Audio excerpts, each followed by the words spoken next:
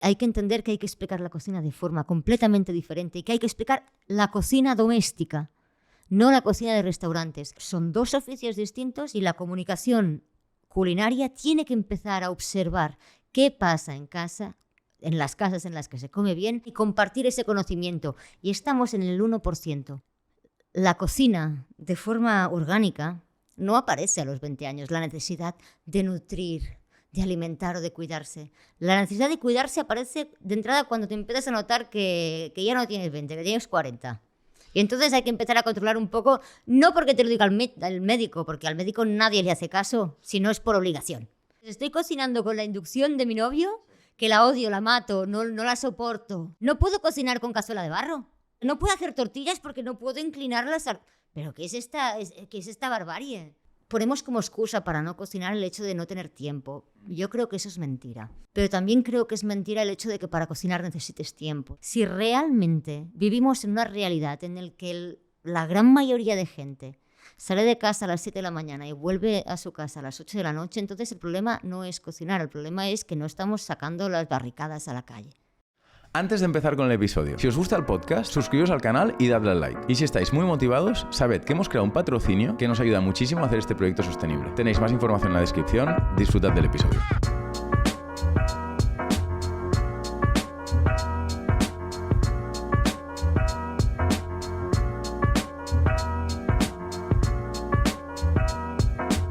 Arpa Talk. ¿Cómo comía María Nicolau en la Edad Media, en el siglo XIX? ¿Cómo come hoy y cómo comerá mañana o pasado mañana? En la Edad Media probablemente estaría muriendo de cólera tirada por algún barranco. Porque yo si algo tengo es que siempre he sido asalariada y pobre. Entonces en la Edad Media se puede romantizar todo lo que tú quieras, pero o sería bruja de esas cavernícolas en las montañas, nariguda y con mucho mal carácter. Yo sería la vieja que se come a Hansel y Gretel. Y siglo XIX... O bruja o muerta, en ninguno de los dos casos estarías comiendo nada. No, estaría buscándome la vida y pensando si voy a comer o no ese día. Luego, siglo XIX, depende del contexto. Si estuviese en el medio rural, probablemente comería siempre, porque era más fácil tener algo que comer en el medio rural. Y si estuviese en medio de Barcelona, tampoco estaba tan poblada como ahora, pero probablemente tendría alguna llaga en la boca. No estaría comiendo piña, porque no habría piña. Estaría comiendo 19, en fin. Igual, si tengo suerte y alguien me invita, me puedo cascar una zarzuela. ¿Y el último periodo? Hoy y mañana.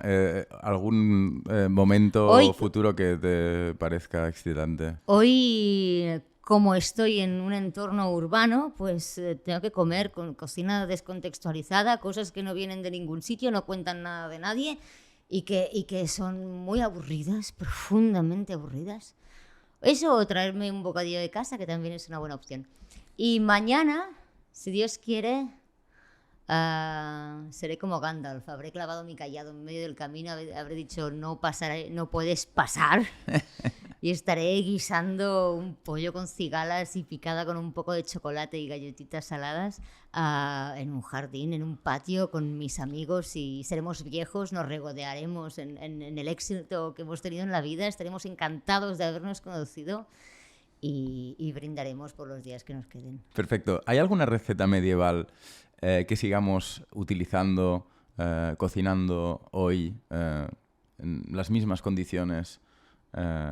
En fin, que hace unos cuantos siglos. Probablemente, a mí se me ocurre una. Probablemente la horchata se parece, hoy la horchata sin azúcar se parece mucho a la ordeata, la leche de cebada de cuando nació, y seguramente hay un montón de cosas. Desaparecen una gran parte de las especies porque hoy nos gusta comer más ligero y menos...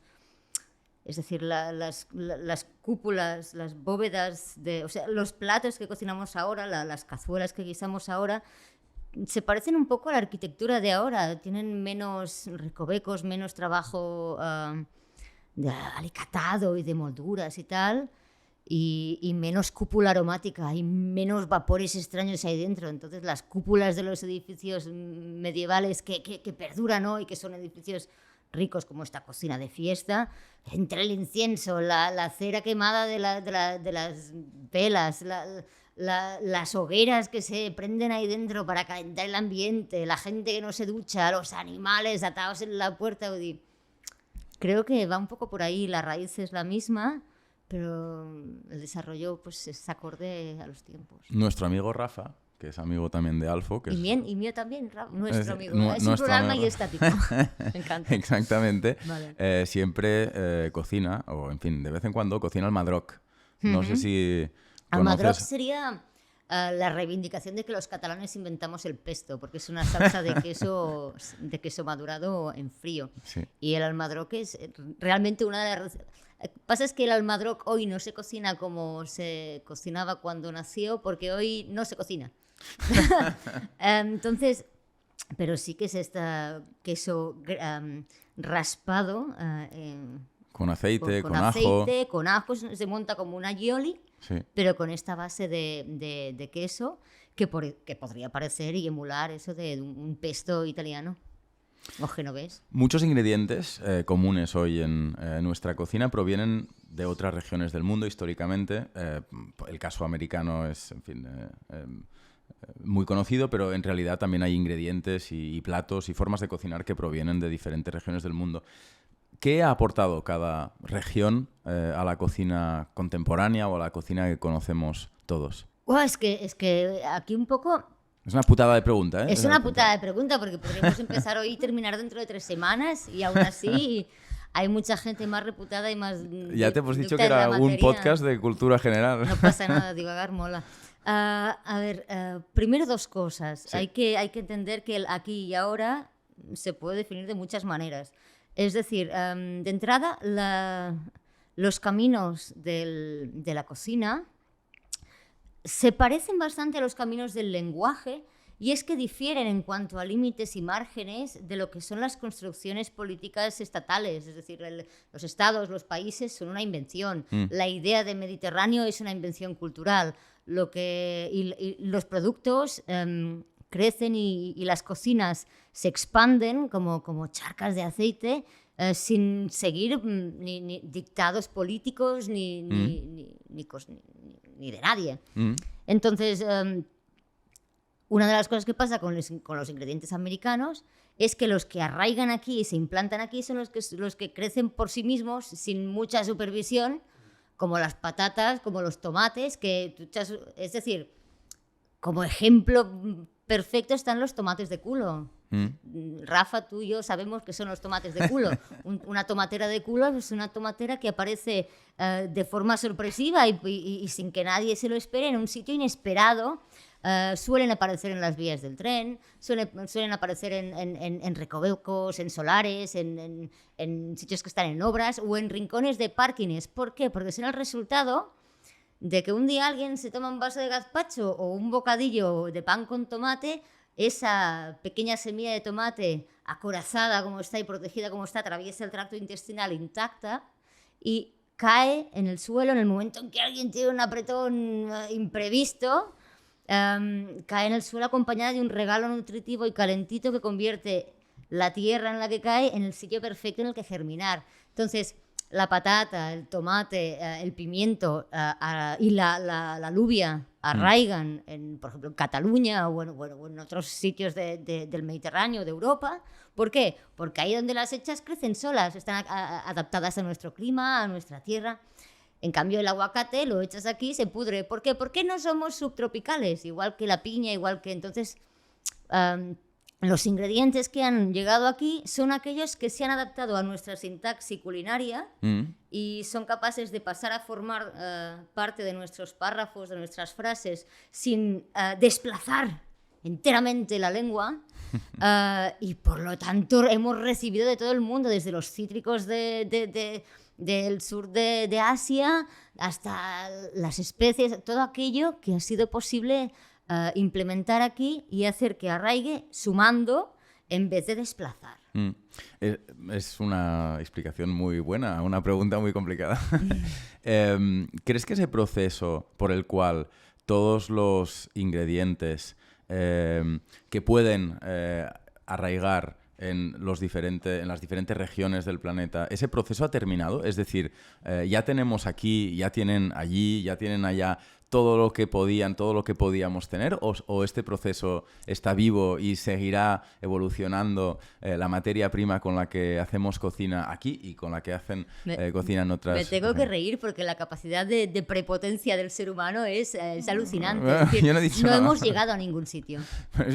No. Hablo en general porque esta pregunta viene de una creencia que no es tuya, es de... ya está, hemos terminado, hemos doblegado las leyes de la biología y de los ecosistemas, somos capaces de invocar un clima subtropical dentro de un invernadero con sistemas de riego de última generación, un termostato controlado por inteligencia artificial. Es más, podríamos los humanos extinguirnos y seguiríamos cultivando aguacates. No hemos llegado a ningún sitio. Los caminos de la naturaleza son inescrutables y Dios dirá, ¿no? Dios o Darwin o quien tenga que decirlo, pero no hemos llegado a ningún sitio, esto no es el final de nada. Es más, yo espero que dentro de 20 años algunas de las tonterías que están sucediendo ahora hayan demostrado se han probado ser una moda pasajera, una especie de enfermedad transitoria de la que nos curamos y seguimos. Yo tengo entendido que tú pones bastante esfuerzo en intentar recuperar especies autóctonas que han ido perdiéndose por la homogeneización del sistema agroalimentario en las últimas décadas, digamos. ¿Tienes algún ejemplo de recuperación o de trabajo proactivo por añadir alguna palabra al lenguaje de la cocina catalana, de la cocina española? ¿Algún añadido del que tú hayas participado? No sé si la pregunta está muy bien planteada. Entiendo la pregunta. Mira, me viene fantásticamente bien el ejemplo que hemos estado cogiendo hasta ahora, el de los tomates, ¿no? Fíjate que el tomate llega de América, ¿no? Y llegan pues 2-3 variedades. Esto en 1492, si tú quieres, pero su consumo no se extiende y se populariza hasta finales del siglo XVIII, porque un momento en el que el color rojo se pone de moda, porque las solanáceas, las plantas del tomate, son altamente venenosas. Y la gente no les tenía confianza. Se las daba a los presidiarios o a los cerdos, que vienen a ser un poco lo mismo en según qué mentes. Entonces, llegan 3 o 4 variedades, 10 si tú quieres, porque ahora no quiero meterme en ese berenjenal. Y a día de hoy hay más de 500 solo en Cataluña. ¿Cómo pasa eso? Llegan esas variedades. Entonces, en el mercado de semillas, el mercado agrícola, el payés del siglo XVIII va con su carro y negocian, ¿no? Pues yo me llevo 10 de estas semillas para tal. Cada una de las masías, cada uno de los payeses que plantan tomates o que tienen un pequeño huerto, coge del mismo saco un puñado de semillas. Ese payés, al año siguiente, cuando recolecte tomates, dirá, es que con esta semilla me crecen todas en junio, entonces tengo un montón de tomates en junio y a septiembre no llego con tomates frescos. Voy a esperarme para guardar semillas para plantar al año siguiente a la última tomatera que salga. Y los últimos tomates que de esa tomatera voy a plantar esas, de modo que a cada año que plante voy a ganarle un par de semanas más a la temporalidad de esa planta y voy a hacer selección genética de modo que a mí me convenga. El país de la masía de al lado, no. A mí me encantan estos primeros que han salido, que son como más gordos y más rojos que los demás que ha dado la planta, porque aquí tiene más energía, son los primeros que saca. Voy a guardar estas. Y de repente hay 1000 agentes de selección genética actuando independientemente uno del otro a partir de la misma semilla. 3 siglos más tarde tenemos 500 variedades de tomate, según el margen, el tipo de tierra en el que se plantó la misma semilla, según los intereses de cada uno de los herederos de esa casa. Es alucinante. Entonces, a día de hoy, lo poco en lo que yo puedo contribuir es de entrada en explicar esto. Segunda cosa, en promover que esas semillas sean libres, es decir, que no estén patentadas, porque en cuanto están patentadas, a diferencia del discurso oficial que dice que cuando algo está patentado está protegido, cuando algo está patentado está secuestrado. Y entonces no puedo hacer lo que yo quiera con esa semilla. Entonces me interesa que esas semillas sean libres para que se puedan compartir, dispersar, plantar en las condiciones que sea y sin pesticidas, para que sea la semilla la que desarrolle habilidades para prosperar en esas condiciones en las que vive Cataluña o Andalucía o Asturias o la región que sea. Y me interesa que sea la gente de a pie la que decida y contacte y hable y dialogue con sus semillas y con sus plantas y con sus huertos. Y lo que yo hago es poner mi WhatsApp a disposición de conectar a estas personas. Eso me encanta. De repente está Siscu: María, tengo 20 tomateras que me han salido una cosa rara, no sé de dónde vienen estas semillas, pero yo solo no las voy a poder plantar todas. Tenemos que hacer que esto perdure. Espérate, Guillem, tengo semillas de un tomate que no sabemos qué es ni de dónde viene. Vengo a buscar unas cuantas y las plantaré yo en mi huerto. Entonces yo hago como de bisagra, de distribuidor. Y eso me hace feliz, me hace sentir útil. ¿Eres editora de tomates? Madre de Dios. No, soy Era una broma de editor, muy mala. Editora de tomates, no, ellos son los editores de tomates. Y a mí me hace feliz que esto suceda. ¿Cuál es la definición técnica de variedad? ¿Cuál es la diferencia entre una especie y una variedad? Si es que... No lo sé. No lo sabes. No lo sé, no tengo conocimiento para responder. Perfecto. De forma clara. Algún comentarista de YouTube explicará a los dos subnormales que somos lo que es una variedad. Que no se puede saber de todo. Y fíjate, se indignará de que no lo sepas. No, hay gente que... Bueno, todo el mundo se indigna mucho por muchas cosas. Me puedes preguntar sobre... No sé, cualquier otra cosa, ¿no? Igual lo sabré, igual no. Y no pasa nada. Hay gente que dedica toda su vida a estudiar una variedad de aceituna para conseguir un aceite y sabrá, y a ti te faltarán 50.000 vidas para saber lo que él sabe, más lo que sabe el de al lado. Es que el conocimiento se hace en equipo, ¿no? Por supuesto. Antes mencionabas o hablabas de cómo se cocinaba en el siglo XIX, o te imaginabas una situación en la que se estaba cocinando en el siglo XIX. ¿Qué técnicas de cocina antigua o ancestral, o en todo caso que no sean comunes hoy en día, te parecen especialmente atractivas y has intentado ir a buscar, reproducir, si es que lo has hecho? Bueno, es que en realidad la cocina no ha cambiado tanto.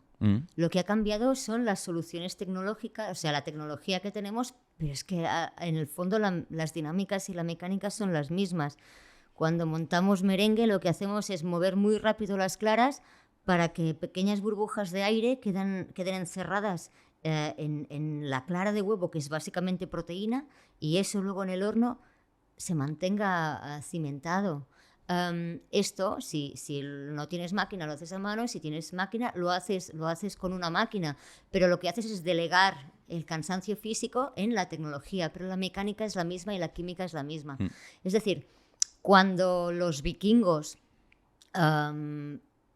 bajaban por los ríos, por los grandes ríos del norte, con sus barcas cargadas de barriles de sal y de pescado, tenían que decidir, o sea, la sal servía para que el pescado no se estropease, pero la sal ocupa sitio en la bodega y cuanta más sal lleves, más pesa el barco, más riesgo de encallar y a la vez menos pescado, que es lo que realmente vas a vender, puedes llevar. Entonces, su dilema era llevar el mínimo de sal posible, pero suficiente como para mantener ese pescado en buenas condiciones. ¿Qué descubrieron? Que de repente hay mucha madera. Por eso las construcciones de los vikingos y los barcos de los vikingos son de madera y no de otro material. Sus iglesias son de madera, por eso arden tan fácilmente. Y de repente dijeron, calla, en vez de transportar el pescado nos vamos parando y en la riba hacemos un agujero, ponemos corteza de árbol, ponemos el pescado, ponemos un poquito de sal, lo justo, aligeramos la carga del barco de modo que podemos seguir pescando, perdemos sal, perdemos pescado, pero ahí se conserva, si lo cubrimos, mediante la fermentación láctica. La corteza son hidratos de carbono, es pan para las bacterias. Se lo comen, trabajan en ese pescado, la sal mantiene el oxígeno a raya y el agua a raya, y la fermentación láctica hace imposible a otros tipos de bacterias y de hongos más perniciosos prosperar. Eso estimula el comercio fluvial de los vikingos. La fermentación láctica, la misma química, es lo que hace que hoy tengamos aceitunas. Es la misma técnica de conservación y de fermentación. Lo único que ha cambiado es la tecnología. Pero en realidad es la misma técnica culinaria. Antes hablabas de la cocina actual como una cocina descontextualizada y aburrida. ¿Qué crees que nos dice la cocina actual sobre nuestro mundo, sobre nuestra relación con el mundo, con el tiempo, con la tradición, con la familia, con la justicia, con lo que tú quieras? Bueno, la cocina lo dice todo. A ver, pasa que hay que diferenciar, ¿no? Ahora mismo lo que nos pasa es que cocinamos poco y nos alimentamos mucho. Y esto es interesante, pues son dos cosas distintas. Nos alimentamos mucho, un poco más de lo que nos convendría, porque tenemos más tendencia a la obesidad, a la hipertensión y a la diabetes que a la desnutrición. Es decir, vamos pasados de vueltas. Cocinar, luego ahora voy un poco al principio, luego retomo y remato y caigo de pie como los atletas olímpicos. Cuando a veces oímos decir eso de cocinar nos hizo humanos, eso es bastante cierto. Cocinar implica el uso de herramientas, implica el desarrollo del lenguaje, un lenguaje que nació para simplemente poder indicar al mono de al lado cuál es la fruta más madura y dónde estaba el bisonte que cazamos hace media hora. Entonces, el hecho de cocinar, el hecho de postergar la caza y el momento de la consumición da pie a la conversación, da pie a elucubrar qué es lo que está pasando, da pie a elegir mientras se hace la cena quién come primero, quién come después, quién es más importante para la supervivencia de la tribu y quién, si no le llega la comida, pues no pasa nada. Establecemos jerarquías, establecemos tabús, guardamos la mitad de la cena para los dioses o nos la comemos todas. ¿Qué ha sido ese resplandor que hemos visto en el cielo mientras con esos ruidos y con ese agua que caía? Elucubramos, pensamos, luego decimos, oye, ¿guardamos un poco para mañana o nos lo comemos todo hoy? Entonces, ahí es donde nace la civilización. Y en el acto de decidir cómo gestionamos todo lo que está relacionado con la alimentación, inventamos la sociedad y la cultura humanas. Los notarios, los abogados, los jueces y los sistemas legales no existen hasta que no decidimos guardar el trigo para negociar con él. Aparece la policía cuando hay que proteger el granero. Antes no, las patatas son muy difíciles de robar, pesan demasiado. Entonces, es muy curioso. Todo esto es un resumen alucinante, pero la idea es importante. Y ahora voy al principio, alimentarse, comer. Si de repente dejamos de cocinar, que ha sido lo que nos ha dado la forma de relacionarnos con el sector primario, con la tierra, con nuestros valores, con nuestros principios, con nuestros tabús, con nuestras deidades, con nuestra familia. Es decir, en tu casa el arroz sabe de una forma distinta a la casa del vecino. En este país se come distinto que en el país vecino. Si todo esto desaparece, si dejamos de cocinar, pero seguimos alimentándonos porque si no nos morimos, ¿en qué nos diferenciamos de un ternero amorrado a un saco de pienso? ¿Y crees que lo que la cocina actual nos dice sobre nuestro mundo es que ese riesgo está ante nosotros? Yo creo que ahora mismo el panorama actual es lo más importante, más que añadir más ruido al ruido, es poner esa pregunta encima de la mesa. Ponemos como excusa para no cocinar el hecho de no tener tiempo. Yo creo que eso es mentira. Y sé que no es muy popular y ni está bien visto y la gente se siente profundamente atacada cuando dices, no, es que yo creo que el hecho de que no tengas tiempo es mentira. Pero también creo que es mentira el hecho de que para cocinar necesites tiempo. Es decir, siempre digo, hostia, bueno, es que hacer un caldo se tardan 3 horas. No, el caldo necesita 3 horas en el fuego, pero no hace falta que tú te estés mirando durante 3 horas cómo hierve. Tú en 5 minutos llenas la olla de trastos, pones agua, enciendes el fuego y te vas a hacer todo aquello que tú dices que no te permite cocinar, ¿no? Y esa olla de caldo te soluciona 5 cenas seguidas a base de caldito con fideos, caldito con 4 garbancitos. Es que quiero comer cada día una cosa distinta o es que me apetece comer pizza. Fantástico, pero no me digas que es porque no tienes tiempo. Dime que es porque te aburres o porque a ti te apetece. Pero no porque no tengas tiempo. Bueno, claro, es que no se puede cenar cada día. Claro que no. Otro día pan con tomate, otro día resulta que hiciste lentejas y en vez de hacerlo justo tiraste largo y tienes lentejas. Otro día dices, bueno, 3 días seguidos lentejas, qué tostón. ¿Que no tienes congelador? Comes un día, congelas las 3 raciones restantes. Dentro de un mes vas a amarte a ti mismo por tener lentejas recién hechas y un microondas, porque estamos en el siglo XXI, que te permite gozar de lentejas caseras en 15 segundos. Entonces, bueno, claro, María, explícale esto a una familia de 2 adultos y 4 niños.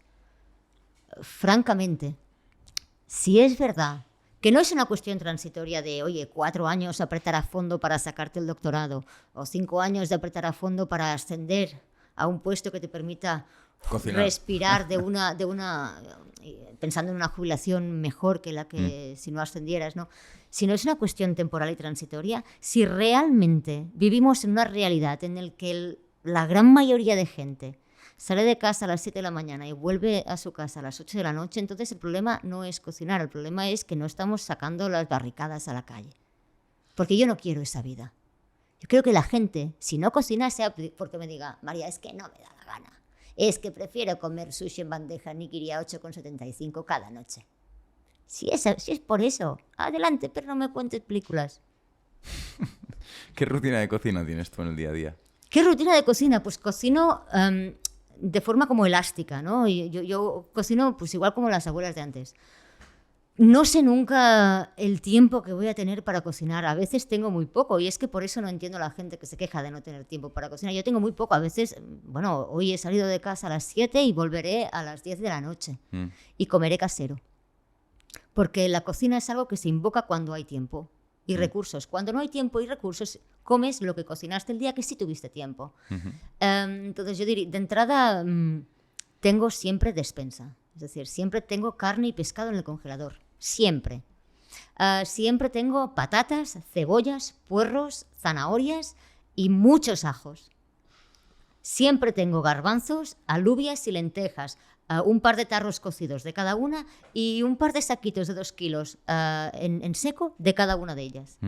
Con esto, un poco de pasta, arroz blanco, arroz bomba para los arroces y arroz integral para cuando me apetece arroz hervido con algo de sabor y con algo de gracia y de nutrición. Con esto yo puedo tirar todo lo que quiera.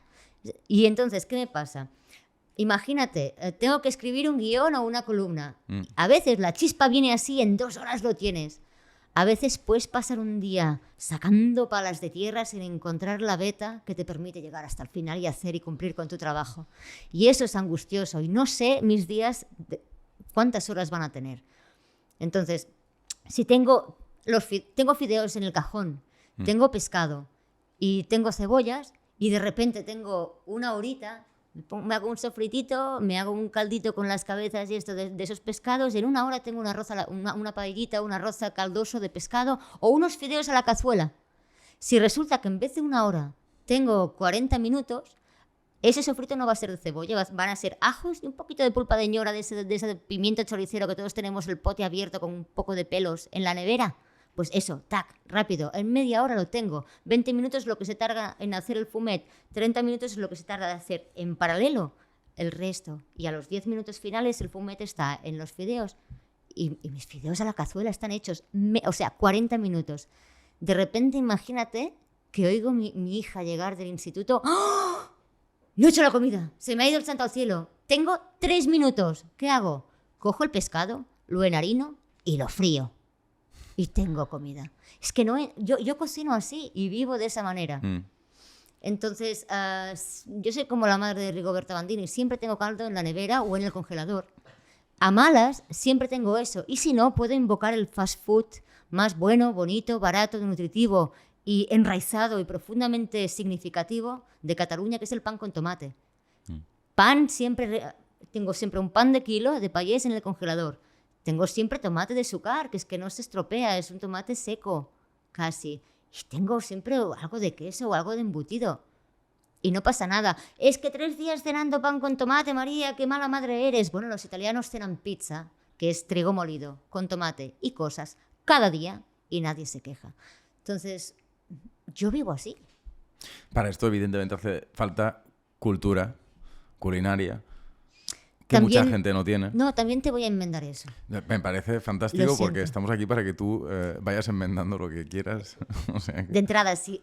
O sea, voy a intentar tirar encima de la mesa las críticas que me hace a menudo la gente a Vale. este discurso, que no son muchas. Pero una es, bueno, pero yo al mediodía no estoy para hacer la comida a mis hijos, está el comedor escolar. Y si no, hay becas de comedor. Y si no, lo que hay que apretar al gobierno para que ponga más becas de comedor y para que los planes de menús en el comedor sean de acuerdo a la zona en la que estamos, en la región en que estamos y a su recetario. Esa es una lucha que hay que ganar. Las cenas las hemos solucionado con todo lo que acabo de decir. Entonces, la pregunta siguiente que me has hecho es... No, te comentaba lo de- que eres una persona que sabe mucho de cocina y entonces Que tienes... hace falta cultura culinaria. Mira, mi abuela, tu abuela, su abuela y la abuela de todos los que nos escuchan, Sí. porque voy a tirarme a la piscina. Sí, Mira, la trenza como el Tenchin Han este, el Sí. Tao Pai Pai. Todas las abuelas del mundo, perdón, ¿cuántas tenían doctorado? ¿Cuántas tenían acceso a cultura? Si apenas sabían leer y escribir. ¿Qué cultura culinaria? No, es que María está infundida del saber ancestral de la ciencia. No, cariño, es práctica. Tú no probaste las primeras croquetas de tu abuela, probaste las últimas. Mm. Y la cocina se domina con la práctica. La maestría en cualquier artesanía viene con el ir haciendo. Es la práctica lo que lleva a la perfección. Oye, ponte, ¿eh? No, sí, no lo, Es no que lo no hace falta decía más. como una crítica a lo que estás diciendo, que es impepinable, sino más bien estaba pensando en el típico niño o la típica niña de 8 años, Sí. obeso, que ves por la calle y piensas, ostras. Y evidentemente no está comiendo en el parque al lado de tus hijas, pues eso, un bocadillo de fuet, está comiendo... Pues no sé qué está comiendo, patatas Lay's, está comiendo... Ya, pero vas o sea, a forzarme a meterme con los padres. No, no, Porque no, yo no no, sé si sí, mi marca sí. personal es lo bastante robusta. No, Voy a pasar a la pregunta siguiente. no. A No, ver, lo que quiero es muy decir es fácil. que... La sí, cocina sí. responde... La cocina es la acción pequeña y sencilla Ujú. de preparar los ingredientes para ser comidos. No es nada más. El resto son elucubraciones y pajas mentales y melodramas y historias. No, cocinar es prepararte los ingredientes para ser deglutidos. Y tu transformación se basa en intentar que te cundan lo máximo posible, es decir, 200 gramos de carne, si me los hago a la plancha, ese plato tiene un precio. Pero si yo los convierto en un estofado, le añado patatas, le hago un chup chup aquí, de estos 200 gramos de proteína animal, que es un material, una mandanga carilla, de ahí comen 4 o 5 adultos, porque entre las patatas, el suquito, el mojar un poco de pan, caray, o sea, saber cocinar va de saber sacarle partido a la nómina. Primera cosa. Segunda cosa, saber cocinar va de hacer con lo que tengas lo que puedas y además generar placer por el camino. Es decir, el objetivo es que después de haberlo manipulado esté más rico que antes. Y ya después encima es que hay que comer porque si no te mueres. Es como respirar o como andar. Entonces, ¿tú delegarías en el colegio o en la cultura culinaria a los 9 años la acción de aprender a caminar o de enseñar a caminar a tus hijos? No. O sea, enseñar a caminar es igual que enseñar a andar, igual que enseñar a respirar. Es decir, tú lo haces, tú cocinas, tú comes y esperas que tus hijos quieran imitarte. Sí. Y tus hijos comerán de lo que tú les des en la boca y tus hijos te verán comer. ¿Y qué come mamá? Quiero. Si una cosa tienen los niños en la mano, yo quiero probar, quiero. Entonces, claro, ¿quién le pone el bollicao en la boca al niño? El niño no tiene autoridad ni dinero para comprárselo solo. No, por supuesto, ¿no? Pues No, lo que no, quiero no. decir es que la cultura culinaria es como la lengua, se aprende por imitación. El niño aprenderá a comer lo que come en casa y Sí. es responsabilidad de los padres. Imagínate que el niño pues llega a sus 21 años o en fin, no sé, se hace mayor y sigue sin tener ningún tipo de modelo en el que admirarse, ¿no? En el que inspirarse. ¿Tienes alguna pista para que gente que pueda empatizar con tu mensaje, pero que sienta que no tiene ningún tipo de herramienta o ningún tipo de modelo en el que apoyarse para caminar ese favor. camino? ¿Alguna pista para ¡Mi esa persona? libro! Gracias. Mi libro, o sea, Cocina o Barbarie es el P3 culinario y es el camino a las estrellas, ¿no. Muy bien. Bromas acá, aparte, es verdad que... No, corroboro que tu pero libro es verdad que mi no, libro no es un P3, pero es excelente. viene a un poco a hacer esta función, al menos mi sensación era como, no os penséis que es difícil, no solo no es difícil, sino que es maravilloso y además es útil y además es que es una forma de alfabetización. Y Luego también diría tranquilos, porque no estamos tan mal. De verdad que no estamos tan mal, de verdad. Es decir, esta pregunta también voy a enmendarla un poquillo, voy a hacerle doble clic, la voy a hacer explotar. Tú me dices, es que los niños de 8 años no tienen ni idea, comen mal, o los chavales de 20 no saben cocinar. De entrada, hoy los chavales de 20 están más interesados por la cocina que hace 10 años. Entonces vamos bien. Vale. Y segunda cosa, si nuestras abuelas con 20 años hubiesen podido elegir entre cerrarse en la cocina o irse de Erasmus o estudiar Derecho o hacerse mecánicas de coches y abrirse un taller, ¿qué crees que habrían elegido? Si hubiesen podido decidir irse a bailar viernes, sábados por la noche, luego viajar, luego también hacerse abogadas, hacerse notarias, hacerse banistas, no pudieron elegir. La cocina, de forma orgánica, no aparece a los 20 años, la necesidad de nutrir, de alimentar o de cuidarse. La necesidad de cuidarse aparece de entrada cuando te empiezas a notar que ya no tienes 20, que tienes 40. Y entonces hay que empezar a controlar un poco, no porque te lo diga el médico, porque al médico nadie le hace caso, si no es por obligación. Es porque te lo dice tu píloro, que ya el reflujo te está matando. Entonces ya vamos a controlar. No puedo yo con 3 ya te como seguidos porque me entra un malestar en el cuerpo que no duermo. Eso primero. Segunda, la necesidad de pensar qué cocinas o qué pones en la mesa se acentúa cuando hay sensación de familia, no cuando estás tú solo diciendo, mira, yo con un paquete de Pringles y un poco de fuet ya tiro. Puedo cenar esto. No puedes cenar esto, al menos no cada día, al menos no con mi sello de aprobación, si tienes una familia y tienes 2 niños. Eso creo que todos tenemos una especie de alarma interna que te hace sentir responsable en ese momento y de vamos a ver qué vamos a servir. Un poco más de verdura, un poco más de algo de cosas sanas. Y luego pasa un tercer fenómeno que creo que también aparece en este momento de los 40 años, aproximadamente 35, 40, cada uno su vida, su rollo, ¿no? Pero hay un día en la vida en el que, independientemente de quizás si hace 2 semanas o una semana que os visteis, hay un día que ves a tu padre y dices, le veo mayor. No te había pasado hasta ahora. Y de repente, ¡pua!, parece como si su piel fuese un vestido que le va grande y que está apoyado encima de sus huesos. Le ves diferente, es la misma cara, sabes que es tu padre. Pero se ha hecho mayor y aparece la mortalidad en escena. Y aparece una especie de nostalgia, una especie de sensación de echar de menos algo que aún está, pero que de repente te das cuenta de que es susceptible de no estar. Y te das cuenta de que tú ya no eres el que sigue, sino eres el que va adelante y tienes que estar pendiente de que el otro no quede rezagado. Esa nostalgia es la que hace que te preguntes ¿qué me daba de comer él a mí cuando era pequeño? Aparece esa memoria gustativa y olfactiva y aparece la necesidad de ¡pam!, juntarlo con las otras 2 nubes que han aparecido y servirlo en la mesa. La cocina de la abuela se llama cocina de la abuela y no de mamá, porque se salta una generación. Y pasa de los abuelos a los nietos a través de ti, que eres el adulto que va de puto culo. Entonces lo importante es que esos abuelos, mientras puedan, sigan cocinando para insertar el chip de memoria, insertar recuerdos en este adulto cuando era niño, cuando cuando comía de su abuela, para que éste lo eche de menos y se lo quiera dar a sus hijos. Y creo que esta máquina no es de este tipo de nostalgia perniciosa, sino que simplemente creo, y de corazón, que la nostalgia existe como herramienta evolutiva y hace esta función. La de disparar como una caña de pescar, la nostalgia hacia el futuro y coger esa alimentación que nos ha mantenido vivos como especie durante 200.000 años, que hace que cocinamos, hasta el día de hoy. Qué bonito. Yo creo que sí. Y que solo por esto merece la pena. Es que es muy grande. Hay que salvar la cocina. ¿Cómo se forjó tu pasión por la cocina? Precisamente, ¿qué relación tuviste con la comida y con la cocina de pequeña? ¿Qué recuerdos, qué memorias mantienes? ¡Ese es mi segundo libro! Me parece fantástico que hagas promoción de tus libros, que además has publicado con editores que son todos amigos de Arpa, en todo caso admirados por bueno, nosotros. No sé. Es que es muy difícil escribir, ¿eh? Es muy difícil. Sí. Y tú, bueno, en fin, aprovecho para hacer promoción de tu libro.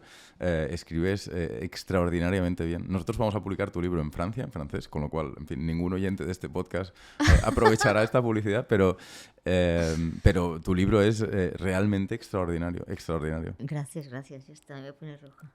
Ya tienes los derechos, no hace falta que me Yo no he conquistes leído ni el segundo, seduzcas. no he leído Cremu. No. Buah, súper bueno. Me lo ha dicho Oriol Alcorta. Vamos a sumergirnos en tu pregunta, Sí, que sí. es cómo me enamoré yo de la cocina.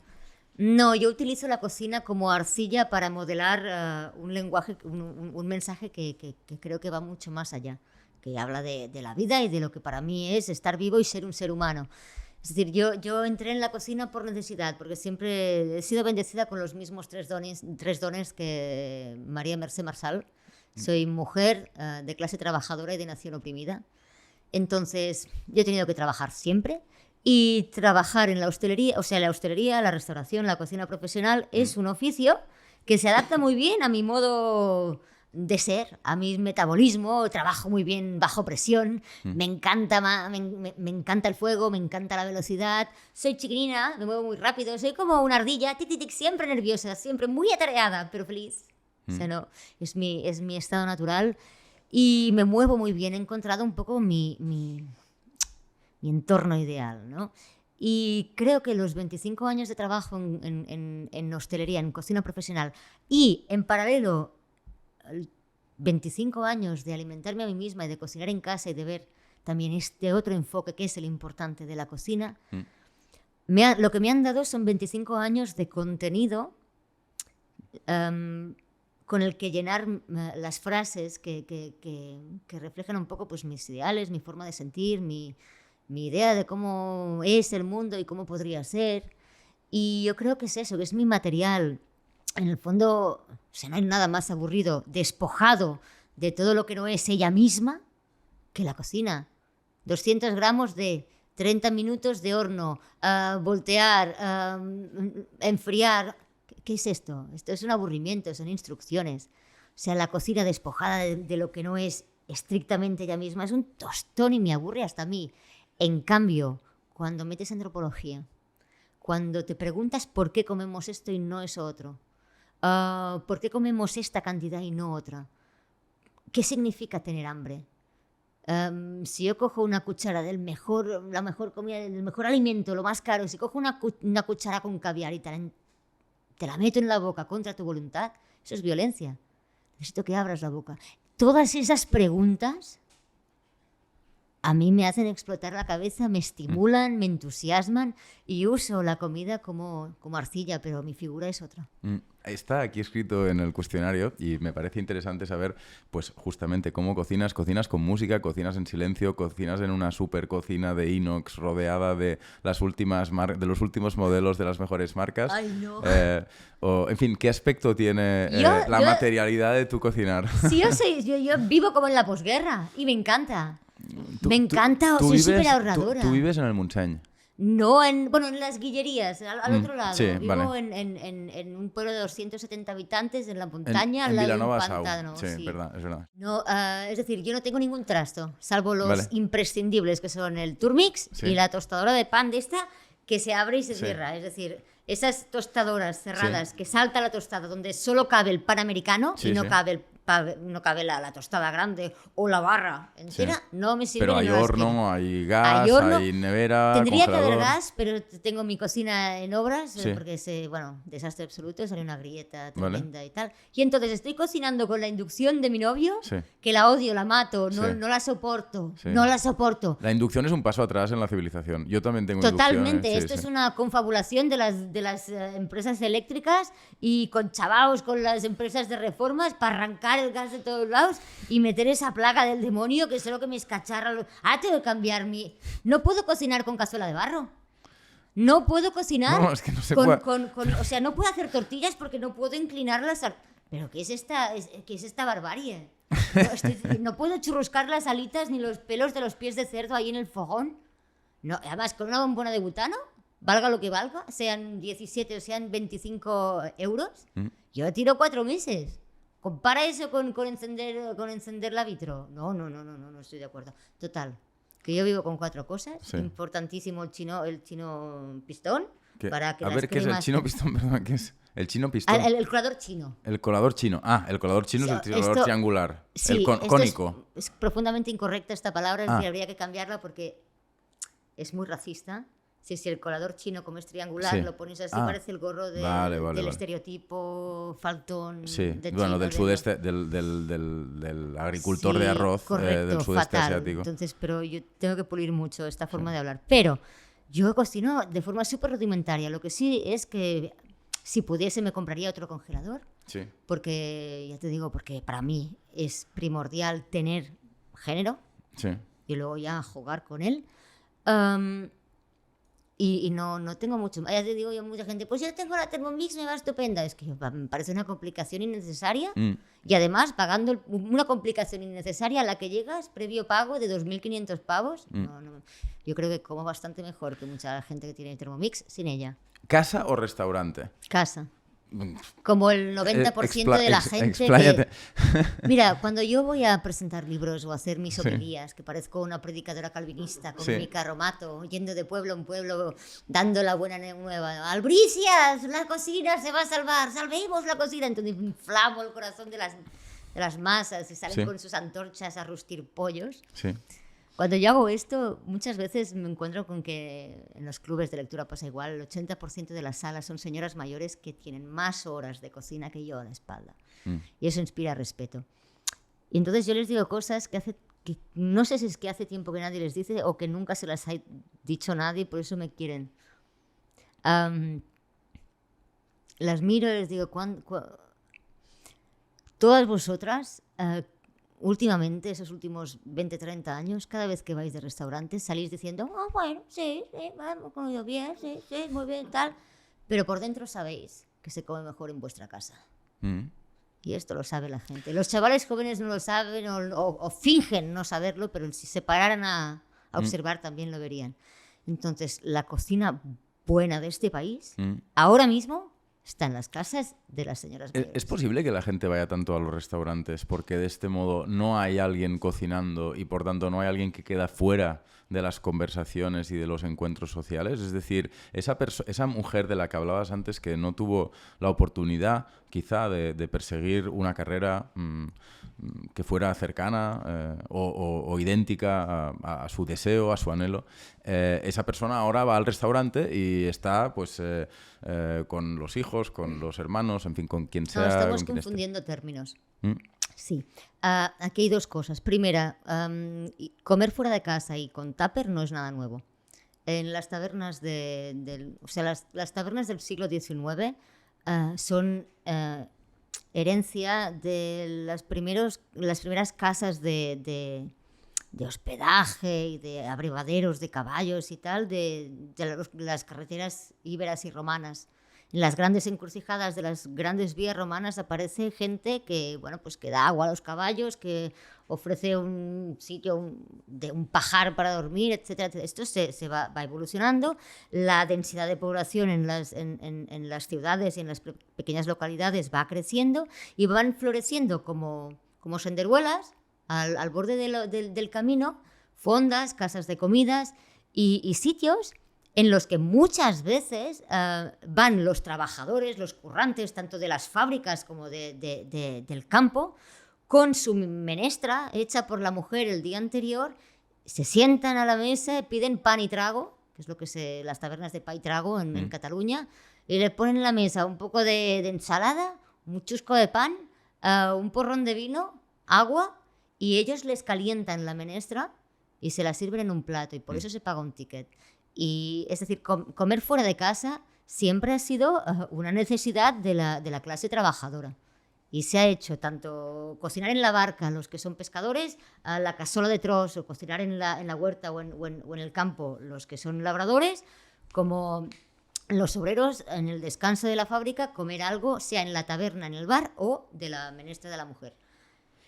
Eso primera, es decir, comer de restaurante no es nada nuevo. La idea de restaurante como ocio recreativo sí es nueva y es algo heredado de la aristocracia francesa, que tiene solo 250 años de vida. Y esto es algo que tendríamos que hacer ocasionalmente Es decir, es una anomalía histórica lo de ir al restaurante por placer y por gusto 3 veces a la semana. Luego, el hecho de que la señora se quede en casa a cocinar y a cuidar de los niños, y a cuidar de los enfermos, y a cuidar de los mayores, y a cuidar del marido, y a lavar la ropa, y a etcétera, etcétera. Todo esto forma parte de un contrato mercantil que se fusionó con el contrato matrimonial para asegurar la supervivencia del apellido familiar, bueno, para asegurar la supervivencia del patrimonio familiar y que no se dispersara y pasase en manos del Estado o de la Iglesia, vinculándolo a un apellido y, por lo tanto, pasándolo a los hijos. Es un contrato que implica fecundidad y gestión de los recursos de la familia. De eso se encarga intramuros la mujer y extramuros el hombre. Pero estas cláusulas en el contrato matrimonial de hoy en día no existen. Es más, el contrato matrimonial hoy en día lo firman 4 y lo rompen 3, 2 años después. Y alimentarse es una necesidad humana que no tiene etiqueta de género. Esto de que la persona que tiene que no sale a comer se tiene que quedar en casa cocinando, no lo entiendo. No lo entiendo en el sentido de que de entrada en casa cocinando se puede quedar cualquiera. Y segunda cosa, hay gente que paga para ir a cocinar y pasar el rato en un taller de cocina. Sí. Está claro. En todo caso, está claro, ¿no crees que ir a un restaurante sea una buena solución a un problema que no debería existir y que es la persistencia de un contrato mercantil matrimonial en el que se da una división del trabajo que obliga, que fuerza a un tipo de persona. Es que este contrato ya se puede negociar en los términos que cada uno quiera. Es decir, antes de tener un hijo o antes de casarte... Sí, pero esta posición no es descriptiva, es normativa. Es decir, aún hoy, evidentemente, hay muchos contratos matrimonial mercantiles que no funcionan de la manera que estás describiendo, como sabes perfectamente. Pero lo interesante es decir, oye, pero en vez de pensar de qué color vais a pintar las paredes o dónde vais a ir de luna de miel o dónde vais a celebrar el enlace, lo que hay que pararse a pensar es, bien, ¿quién cocinará? ¿Quién se encargará de la ropa? ¿Quién cogerá el teléfono un martes a las 11:25 de la mañana si llaman de la guardería porque el niño tiene fiebre y hay que ir a buscar? Sin haber negociado, o sea, tú firmarías un contrato laboral que es un contrato que en principio es hasta que la muerte te separe a ti de la empresa y del que no te jubilarás en la vida. ¿Tú firmarías sin pactar esto? O sea, ¿tú renunciarías por omisión, por no haber sacado el tema, a tus perspectivas profesionales, solo porque estás enamorado, o sea, porque estás narcotizado de hormonas? Es una locura, una enajenación mental colectiva que yo soy incapaz de entender. Y luego resulta que ir al restaurante por gusto, pero por no tener que cocinar de entrada, oye, es que no me cuesta mucho. O sea, yo entiendo que hay gente que dice, es que a mí no me gusta cocinar. Pues cásate con alguien o que sí le guste cocinar, háblalo antes para que el otro no se coma un marrón sin quererlo, es decir, tal. O sé lo suficientemente rico para tener un chef privado. O sea, hay un montón de estrategias. O, no sé, cuélgate como un fleco, o como un pendón de tu madre y que te alimente toda la vida. O compra batidos proteínicos, compra Soylent. O compra pienso, los sacos de pienso y come pienso. Hay un montón de soluciones, pero la cocina no puede ser el problema. No lo es. Vale, pero sigamos hablando de restaurantes, que es algo que genera mucho interés. Es muy pesado, porque llevamos 40 años dando la vara y equiparando cocina con cocina de restaurantes. Sí. Y eso es un error flagrante de base. Y es un poco la madre del cordero de por qué estamos tan mal. Porque ahora mismo... Pero has dicho que no estamos tan mal. O sea, que no estamos tan mal porque la gente empieza a cocinar en casa. Entonces, no pienso... yo hace 2 años que abandoné la cocina profesional para poder dedicarme a la cocina importante y poder hablar de la cocina importante. Y no voy a ponerme la chaquetilla de cocinera para seguir alimentando el bulo de que... Porque la cocina de... Ahora he soltado el titular.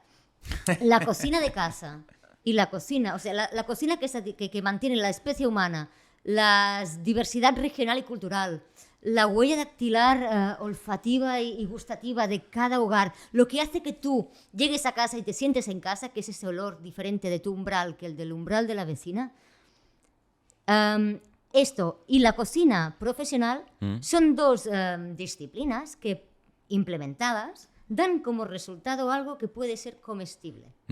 Pero ni se rigen por las mismas leyes, ni normas, ni dinámicas. No siguen los mismos tiempos, no usan las mismas herramientas, ni utilizan los mismos ingredientes. Son dos oficios distintos. Y se puede ser un crack trabajando en restaurantes y no saber cocinar. Se puede ser un crack cocinando en casa y no tener ni idea de cómo trabajar de cocinero en un restaurante. Y esto hay que tenerlo clarísimo, porque hace 40 años que escuchamos a los chefs hablar de cocina. Y no voy a vestirme de chef ni a seguir hablando de cocina profesional cuando lo importante es deshacer el entuerto en el que estamos. Tengo alguna pregunta sobre cocina de restaurante, igualmente, a pesar de todo lo que has dicho. Dispara. No pero primero quería decir una cosa sobre lo que has dicho, que es que es posible también defender que hay una complementariedad entre el interés que genera desde hace algunas décadas la cocina de restaurante, el consumo de restaurantes y, por supuesto, la fama absoluta que han alcanzado los grandes chefs, que hay una complementariedad entre todo eso y el gusto, la afición que parece tener cada vez más gente, en realidad, por la cocina de casa y por una cocina de casa que en este caso no es impuesta por una tradición, sino que parece tener que ver con una decisión. Impuesta por una tradición. Vale. No, de entrada te pediría pruebas de esto que estás haciendo, porque es una falacia de falsa causa de primero de EGB. Vale. Es decir, que pasen dos cosas y una sea después de la otra no significa que una sea la causa de la otra. No, por supuesto. Porque después de 40 años de matraca de gastronomía, si hubiese funcionado no estaríamos hoy tan mal. Eso primera. La segunda es... a ver, de entrada la gente se cree que yo disparo contra la restauración o la gastronomía o el olor. ¡No! Pero pongo el foco en otro lado. La tercera cosa que hay que poner encima de la mesa es el concepto de receta. La gente en casa hace recetas. Y intentan hacer recetas. Nadie lo consigue. Es decir, nadie un miércoles a la hora de comer o a la hora de cenar utiliza la báscula digital. No existe. Nadie en la historia de la humanidad que haya hecho un arroz a la cazuela o un pollo asado ha pesado nunca la cantidad de pimiento que va al sofrito de un arroz a la cazuela. Nadie en la historia de la humanidad ha calculado los mililitros de vino blanco que hay que echarle a las habitas con menta. Nunca. Aún así, seguimos publicando libros de recetas con gramos, mililitros, minutos, segundos y tiempos precisos de marinado que cuando una persona normal y corriente los lee dice, bueno, aquí pone 20 minutos, lo pongo un momento y ya está, y si no, mira, como me falta esto me lo salto y lo tiro. Nunca ninguna receta ha servido para nada que no sea para archivar un conocimiento para que no se pierda. Y el 90% de las recetas que se publican son basura. No funcionan, no las ha ejecutado nunca nadie, son cortar y pegar de otras cosas para rellenar contenido entre anuncio y anuncio, o entre banner y banner, o entre, yo qué sé, show y show. Y nunca nadie en casa las ha usado. Cuando, o sea, los recetarios, los libros de recetas, satisfacen la necesidad de regalar algo bonito, aparente, con fotografías y tapa dura a quien no sabes qué regalar. Pero solo el 17% de todos los libros de cocina que se venden en el mundo son consultados 5 días después de haber sido desempaquetados y desenvueltos. Y cuando se consultan, se hace así, se lee un poco en diagonal, mira, y lo voy a hacer a mi manera. Entonces... yo siento, eres editor de libros. No pasa nada. Pero sabes que esto es bastante cierto. Entonces, el problema con la receta es que viene precisamente del mundo profesional. O sea, una cosa es la receta que viene de los recetarios de los años 60 de el de Simón Ortega, 1080 recetas, el Sabores de Victoria Serra, el Gloria Bolívar de Kirchner, un montón de señoras de casa que casi no ponían cantidades, que casi no explicaban procedimientos. Asar esto a la manera de esa y ya verás cuando... Harina la que te pida. Azúcar ya verás cuánto. El tiempo que ya verás en el momento en que veas que está. Es acojonante. Eso es fabuloso. Ya verás, cuando veas que están, les das la vuelta. Esto no tiene nada que ver con esta idea de compartir recetas de ahora, que viene un poco de la necesidad del restaurante de ser regular en el tiempo. El restaurante en su carta hace una promesa y promete carrilleras con sanfaina. Entonces tú vas un día a probarla con tus colegas, sales en bici, el sábado por la mañana vas a hacer un esmurza de forquilla. O sea, los ciclistas de fin de semana, las piernas como los bailarines de sardanas o como los de Lord of the Dance, unos gemelos acojonantes, pero las tripas hasta aquí. Porque luego se paran y las piernas fabulosas, pero se echan unos banquetes de la hostia. Este señor se come unas carrilleras con sanfaina, ¡oh! Va a pagar, ¡hostia! Dame la tarjeta que voy a traer a la mujer al cuñado. Y al cabo de 15 días o de 2 meses se acuerdan, voy a llevarte a un sitio y vas a comer de cojones. Y van, pide la galta, está buenísima. Imagínate que esa galta no es ni igual ni tan buena. Dar la cara y cagarla delante del cuñado y de la señora, cuidado, ¿eh? Entonces la promesa del restaurante es la regularidad. Siempre igual, siempre bien, sabiendo que tenemos una rotación de personal mucho mayor que otros sectores, sabiendo que un día puede haber en la cocina Jalil, otro día Antonia, otro día Jennifer y otro día Jonás. Y que esté quien esté en cocina, tenga el equipo que tenga o en que tenga un señor de baja, mi credibilidad como restaurante está en que todo salga siempre bien y todo salga siempre igual. Además tengo que saber exactamente cuánto me cuesta hacer ese plato, porque yo vivo del margen. No vivo de vender 100 galtas, vivo de vender 100 galtas, 100 carrilleras con sanfaina a más de lo que me costaron. Y de repente los costes de producción van arriba y abajo. Cuando no es la factura de la luz, es el coste de los ingredientes. Por lo tanto, todo pesado, todo escandallado, todo con su precio, todo con su coste, todo bien explicado cómo se hace para que todo el mundo pueda hacerlo igual. Y como la autoridad a la hora de comunicar la cocina han sido cocineros profesionales por la tele, en los libros, en los recetarios, la hemos comunicado a partir de la receta, no a partir de dominar técnicas y elaboraciones, no a partir de abrir los armarios, ver lo que hay y jugar a hacer frases con palabras que cada día son distintas. Las recetas de los recetarios o de la comunicación gastronómica de los últimos 40 años te obligan a comprar una lista de 35 cosas, cantidades concretas y elaborarlas de una forma concreta, y tú no sabes cuál de esos ingredientes es necesario y cuál es contingente. Cuál es el que hace que la receta sea y pueda llamarse como es y cuál es secundario. No te explican nada más, no sabes qué estás haciendo, eres como un burro siguiendo pasos e instrucciones. Entonces yo creo que esto hay que explicarlo más. Hay que entender que hay que explicar la cocina de forma completamente diferente y que hay que explicar la cocina doméstica, no la cocina de restaurantes, y que ninguna de las dos es mejor que otra. Hay cocina casera deliciosa, cocina de restaurantes infecta, cocina de restaurantes maravillosa y croquetas que no valen para nada. Pero son dos oficios distintos y la comunicación culinaria tiene que empezar a observar qué pasa en casa, en las casas en las que se come bien, y explicar la realidad a partir de las casas en las que se come bien y compartir ese conocimiento. Y estamos en el 1%. El 99% de lo que comunicamos, lo comunicamos a partir de lo que pasa en restaurantes y de lo que hacen las influencers en el estado de Michigan.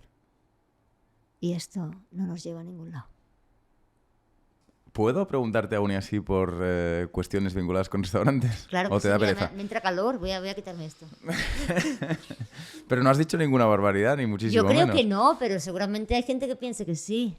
Aún y así, yo te quiero preguntar Dale, por dale, la alta dale. cocina, porque todo el mundo tiene mucha curiosidad por saber cómo se pilota un Fórmula 1 y por saber Vale, cómo es la cocina de un restaurante de 3 estrellas Michelin. vale. Tú has, evidentemente, formado parte de equipos de restaurantes de enorme nivel y más allá de tu experiencia profesional propia, tienes mucho conocimiento al respecto del mundo de la alta gastronomía. ¿Cómo es ese mundo desde la perspectiva del chef, pero también desde la perspectiva del trabajador, del cliente, del proveedor, en fin, del actor que te parezca Bueno, importante en la cadena? son como... Claro, esto igual va a sorprender, pero son como grandes cadenas de montaje. Es decir, una de las cosas que pasa a ver, voy a hablar de los grandes restaurantes hasta hace 5 años. ¿Qué es un gran restaurante primero? Porque ahora el modelo está cambiando. Mm. ¿Vale? Un gran restaurante es el que es heredero de esta idea que nace después de la Revolución Francesa. En la Revolución Francesa, una cosa muy curiosa que pasa es que los grandes chefs de la aristocracia, de la corte, se quedan sin jefes. Les han cortado la cabeza. Entonces tienen que buscar la vida y desarrollar su oficio en un ámbito distinto que no es el de la aristocracia. Y aparecen los grandes restaurantes clásicos que emulan lo que es el ser servido en una casa, una gran casa aristocrática como Downton Abbey, con servicio doméstico, para aquellos de la nueva clase emergente, que es la burguesía, que se lo puedan permitir. Entonces la burguesía acude a estos grandes restaurantes aristocráticos creados por los primeros grandes chefs franceses al salir rebotados de una nobleza que deja de existir, digamos, y la burguesía acude para ¿no? a mirallarse, que decimos, que queda deslumbrada y coge todo esto y dice, vamos a intentar replicarlo. Y entonces en las grandes ciudades europeas empiezan a nacer estos restaurantes, ¿no? Que quieren emular a la aristocracia. Hemos dicho antes que comer fuera de casa ya existía, pero una cuestión más doméstica, rudimentaria, más diaria. Y había grandes fondas, grandes casas de comida donde sí estaba muy bien, pero bebiendo de lo que es la cocina casera y de territorio. Aquí no, el gran restaurante nace de arriba, de las nubes, y llueve hacia abajo. No nace de la tierra y crece, sino que nace en las nubes, completamente ajeno a la realidad del país en el que se implanta, es decir, bueno, ofrecen lo mejor y punto, y ese es su deber. Y estos grandes restaurantes tienen brigadas muy grandes, o sea, puede haber 3 personas o 20 o 15 personas en la sección de pescados, porque todos los filetes tienen que ir sin espinas, yo que sé cuánta gente en el carnes, cuánta gente en salsas, cuánta gente en entrantes fríos, cuánta gente en entrantes calientes. Y son restaurantes que son como transatlánticos. No son muy maniobrables, tienen largo recorrido y grandes inversiones. Entonces esto es... Y esto es un gran restaurante. Esta es la idea de gran restaurante del que ideó y que impulsó el que podríamos llamar el padre del oficio, que fue Auguste Escoffier, que fue el que un poco instauró lo que son las leyes, las normas, la reglamentación del oficio, hasta el uniforme, la chaquetilla, el gorro, la organización por brigadas, los protocolos de higiene. Antes la gente no fregaba ni limpiaba, entonces no. Y esto nace pues entre finales del 18 y mediados del 19. Y esto es un poco la herencia de las grandes guías gastronómicas de Gourmillot, de Michelin, que son los que han marcado los cánones. Claro, lo que pasa es que una de las cosas muy curiosas es que tener esclavos es gratis. O ser un rey y el sueldo que le pagas a la peña cuando tú tienes potestad para decir que le corten la cabeza, pues va a ser poquillo, digo yo. Entonces, si no, la gente no se habría revelado. Pero claro, cuando tienes que pagar sueldos y alimentar una estructura de esta envergadura cumpliendo con la legislación vigente, la cosa se complica. Son restaurantes donde el ticket medio obligatoriamente y forzosamente es muy caro y aún así igual no es lo caro que tendría que ser para cubrir lo que sería cumplir con la legalidad vigente. Entonces el funcionamiento de un gran restaurante es el de ser como una especie de recorte, de troquelado en el espacio-tiempo de lo que es vivir la experiencia de un aristócrata, el lujo aspiracional. con la modernidad, es decir, sobre todo después de la revolución bulliniana, o sea, porque la nueva cocina vasca y la nouvelle cuisine siguen bebiendo un poco de esta idea clásica del restaurante. Es verdad que Ferran Adrià rompió moldes, rompió esquemas y de repente los platos dejan de ser como eran antes, de repente podemos hasta hacer fusiones, aparece David Muñoz y aparece Gastón Acurio y mezclan cocinas de continentes distintos, empezamos a volvernos locos, aparecen redes sociales, internet, la cosa se acelera, bueno, y esto es un poco la idea. Y ahora los restaurantes empiezan a aparecer restaurantes con dimensiones mucho más reducidas. A veces es una persona en la sala, una persona en cocina, o 4 personas en cocina y 8 taburetes, y eso tiene una estrella Michelin. Aparecen nuevos modelos, de forma que la respuesta a la pregunta solo puede ser durante un par de siglos el gran restaurante ha sido de una forma, ha seguido un modelo bastante regular. Ahora se están rompiendo muchas reglas, está cambiando el paradigma y aparecen restaurantes de diferentes dimensiones, pequeños, chiquininos, más maniobrables, más como el halcón milenario y no tanto como la estrella de la muerte, ¿no? ¿Qué opinión te merece que después de miles de años de cocina de casa ejercida por mujeres, la cocina de restaurante más prestigiosa esté dominada por hombres? Bueno, me parece una pena. Te parece bien, ¿no? No, me parece estupendo. No, me parece que estamos en el 2025 y que no somos tan modernos como nos gustaría pensar que somos. Las cosas. A ver, pero también me parece, creo que es una pregunta que con el tiempo y los años que hace que nos la vamos haciendo, tiene muchos más matices de los que, obviamente, puedo decir, es que hay machismo en la gastronomía. Sí, bueno, vale, pero más allá hay más cosas. Es decir, de entrada, no toda la cocina doméstica ha sido siempre bastión femenino a causa del tipo de contrato pro forma que se ha activado en este país para gestionar lo que es las economías domésticas. Hablamos de la familia como unidad económica, luego ya viene la empresa, si tú quieres, pero claro, si la mujer hacía las tareas no remuneradas dentro de casa y el hombre era el único que podía tener una cuenta corriente, o sea, es impepinable que va a ser la mujer la que cocine. Pero también había hombres y hay cocina masculina, como por ejemplo la de los pescadores, que sucede en la barca, o la de las casolas de tros, la del campo, la que hacen los pastores, con los morteros y con los guisos, con las cazuelas y las ollitas ahí al lado de las viñas. Es decir, cuidado con generalizar. Y esto me gusta ponerlo encima de la mesa, de decir, no, los señores también han cocinado, igual no dentro de casa, pero cuando están fuera en la guerra, los militares se hacen ellos las alubias en el frente, ¿vale? Cuidado.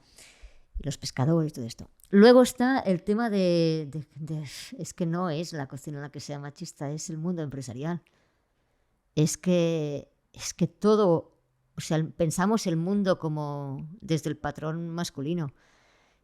Y de repente yo puedo hablar de 3 cosas muy pequeñitas que hacen que mi vida y mi experiencia en la cocina sea impepinablemente diferente a la de un hombre. A mí no me aguanta una compresa, un tampón, un servicio entero como jefa de cocina y no puedo ausentarme del pase las horas que eso dura. Y me he tenido que buscar la vida. Y llevamos ¿cuántos años? ¿Cuántos millones de años llevamos las mujeres que somos la mitad de la humanidad menstruando? Y no nos hemos parado a pensar que igual el 21% de IVA... No, es que son tonterías. Pero esa pregunta que hemos dicho antes, ¿quién coge el teléfono un martes por la mañana? Si llevan de la guardería, ¿y por qué? Por defecto se asume que seremos nosotras. Pues bueno, esa es un poco la respuesta a por qué las mujeres no pueden ir a congresos tan a menudo, ni ausentarse de casa, ni estar en el restaurante de lunes a domingo, porque en casa la fecundidad se desmorona. Yo creo que esto es algo que el estado del bienestar tiene que responder por eso. Es decir, no puede ser que la fecundidad caiga sobre nuestros hombros y que yo, por ser mujer, tenga que cargar con la responsabilidad de hacer posible que la especie siga existiendo, porque si no parimos, no desaparecemos, y a la vez tenga que renunciar a mis aspiraciones profesionales, tenga que lavarle a él los calzoncillos porque la mitad de los hombres adultos de mi generación no son funcionales del todo. Y es muy patético. Es que sigue siendo así. Pues que sigue siendo así. Entonces, no, ni somos tan modernos, ni hemos tenido ya todas las... Igual es que hemos tenido un montón de conversaciones, pero yo he llegado a un punto, estoy muy cansada y ya no, soy muy radical con el tema, en el sentido de no, hay que empujar para hacer las cosas distintas. Y no hay que pedir permiso. Hay que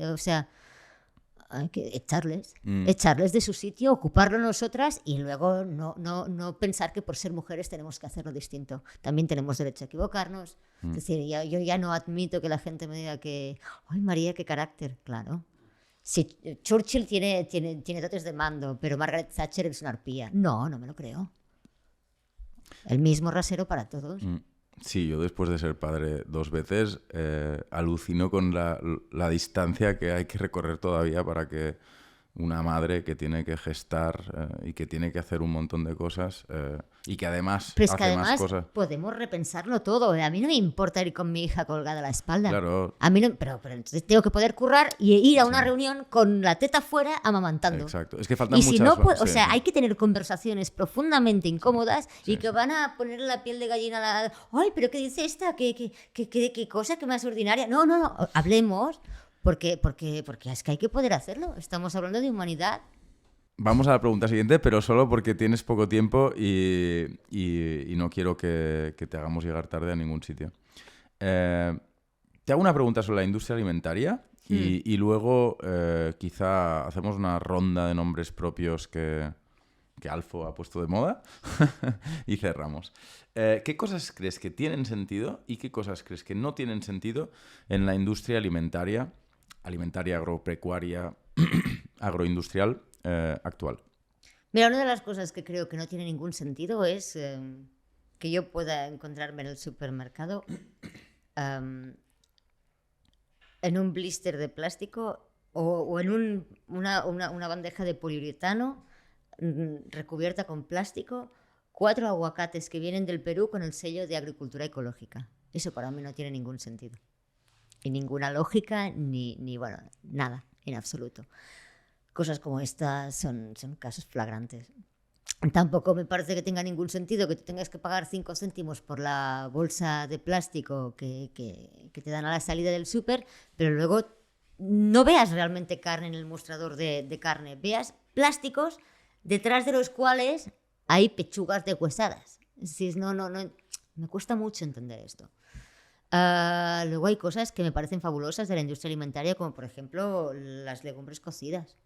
Eso es súper práctico, es fabuloso, está bien y me parece pues súper buenas ideas. También me gustan los donetes. Eso es una buena idea. ¿Sí? Ya, tío. ¿Te gustan los donetes? Pero yo no soy ningún paladín de la pureza de la cocina tradicional de ahí. Sí, pero soy un ser normal, no soy un unicornio. ¿Nevados o de chocolate? De chocolate. Vale, por tanto, respuesta corta a la cuestión de lo que tiene y no tiene sentido. Bueno, las cosas que tienen sentido si la quieres tienen larga, sentido. estaremos 3 semanas. Sí, sí. Es que no tiene ningún sentido. Tampoco tienes... Y bueno, es que hay demasiados berenjenales ahí, demasiados. Pero creo que queda clara la respuesta. Sí. Oye, pensemos de forma razonable y alcanzaremos en realidad conclusiones razonables. Pues venga, nombres propios, ¿vale? Y habrás, sobre todo, a ver si igual señores no de los 50 conozco, años. Señores de 50 años que han tenido éxito, ¿vale? Si quieres, hacemos la lista y así... Pues ya. ¿Y qué me preguntarán sobre ellos? Tienes que rendir pleitesía a una serie de gente y yo simplemente te voy diciendo los nombres, ¿vale? No, di lo que te da la gana. Pero son, quiero decir, usual suspects que te darán pereza, quizá, dado todo lo que has dicho antes. Ferran Adrià, el primero, el padre de todos nosotros. ¡Qué padre! A mí que me hagan una prueba de paternidad. No, Ferran Adrià yo creo que debería retirarse a disfrutar de los méritos conseguidos y de lo ganado y irse a Cancún a vivir la vida loca. Creo que necesita vacaciones. Me hace sufrir porque le veo de aquí para allá dando conferencias y balbuceando y no... y creo que se ha ganado, ha hecho méritos suficientes como, o sea, en todos los ámbitos como para parar y leerse un buen libro. Vale. Los hermanos Roca. Ay, amor.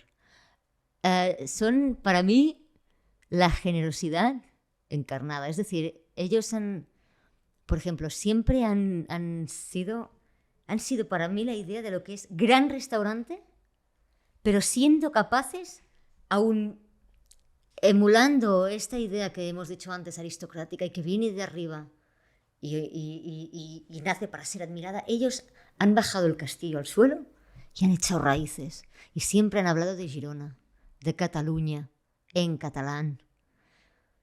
Y los trabajadores del celler de Can Roca van a comer al restaurante de su madre. Y comen guisotes y fideos a la cazuela. Y callos con garbanzos. Y alubias con costilla. Y eso habla mucho, explica muchas cosas. Y para mí son un modelo a seguir. Una casi vecina, Fina Puigdevall. Esto es la sensibilidad. Es como... Es luz titilante, Fina Puigdevall. Es alguien que ha sido muy inteligente, altamente sensible, y que para mí es eso, es lencería fina culinaria. Es alguien como que hace pampallugas, chiriquitas, no sé. Fina Puigdevall me inspira mucha ternura. Otra persona sensible, Carlos Arguiñano. Ay, me encanta. Sí, a ver. No, me encanta. A mí me gusta mucho también. De hecho, yo me siento a veces cuando salgo por la tele un poco salvando las distancias con el señor Carlos Arguiñano, que es una eminencia. Este señor ha sabido ser parte de todas y cada una de las familias que le han visto por la tele. Y eso no es ni fácil, ni evidente, ni obvio. Este señor ha sido capaz de no sonar altivo a la hora de enseñar. No ha sido nunca prepotente. Ha sabido usar lenguaje llano y coloquial y dicharachero y echarse unas risas con la gente que tenía al otro lado sin verles las caras y siendo autoridad, pero no estando por encima. Él ha sido parte de las familias en las casas de los cuales se ha metido y eso a mí me inspira muchísimo respeto. E incluso diría que tenéis bastante en común. Somos muy groseros y mal hablados. Yo blasfemo mogollón cuando... Bueno, el Ferran Adrià danés, René Redzepi. René Redzepi. Yo creo que René Redzepi tiene que estar hasta los cojones de sentirse llamar bulliniano. Él es René Redzepi. Sí. Es el que revolucionó la cocina nórdica y antes había pasado por el bulli para levantar el bulli. Y se merece un gracias. Vale, y dos últimas nombres propios, McDonald's y Cocina Mediterránea. De McDonald's, los nuggets, las alitas prefiero las de Burger King. Y Cocina Mediterránea es un invento americano, no existe. Cocina mediterránea es como nos ven los anglosaxones cuando buscan un referente o una marca a potenciar para solucionar sus problemas. Pero nos meten en el mismo saco a Galicia, que es cantábrica, a Portugal, que es del océano, y luego cocina mediterránea y ponen el vino, el aceite de oliva y el pan, ¿no? Los cereales. Dices, pues si el 60% del Mediterráneo son musulmanes y no toman alcohol. Entonces, la cocina mediterránea es una entelequia que no existe, que está formada por un montón muchísimo más interesante de cocinas, tanto regionales como culturalmente mucho más extendidas que si Occitania, que si cocina judía, sefardí, por aquí, por allá, por todos lados, ¿de dónde viene? ¿Dónde va? Nacionales, no cerradas en el ámbito nacional, regional, estatales. Esta idea no existe. El menú del día es una invención de Fraga. O sea, cocina mediterránea no existe, no ha existido nunca. No sé cómo igual en Túnez que ni siquiera en Cataluña, y es que en Cataluña no se come igual en Sant Feliu de Guíxols que en Sant Joan de las Abadesas. El Cantábrico es mediterráneo, Galicia es cocina mediterránea, Portugal es cocina mediterránea, Egipto es cocina mediterránea, a la derecha o a la izquierda, Jerusalén, en Gaza, lo que se come en Gaza es cocina mediterránea. Estamos hablando de lo que se come en Gaza en Estados Unidos. En la National Barnard Institute of Dietetics and Nutrition en Harvard están hablando. ¿Qué es cocina mediterránea? No existe. Es una invención de marketing para vender cosas. Muy bien, siempre terminamos el podcast con una pregunta. Siempre pedimos a los invitados que nos recomienden otros invitados. ¿A quién nos recomendarías invitar a este podcast? Miquel Bonet. Pues apuntado. Nada, María, un placer, muy divertido y muy instructivo, como siempre. Espero que hayas estado a gusto y que llegues a tiempo a Sardañola. Sí, que está Joan Burdeus, que también escribe de maravilla. Cierto. Nada, muchísimas gracias de verdad por haber venido. A vosotros por haberme invitado.